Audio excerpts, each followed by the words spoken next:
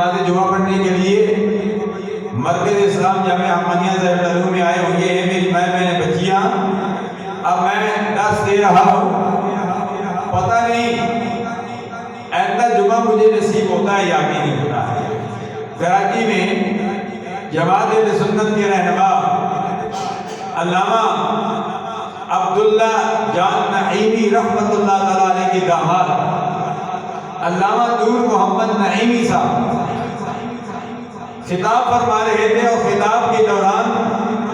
انہوں نے یہ حدیث پڑھی، نم بنومت العروس، سو جا جس طرح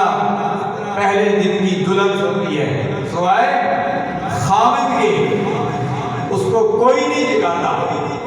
کوئی اس کو آواز نہیں دیتا. یہ حدیث انہوں نے پڑھی، دیر ہی نہیں لگی ان کی روح کف سے انسی سے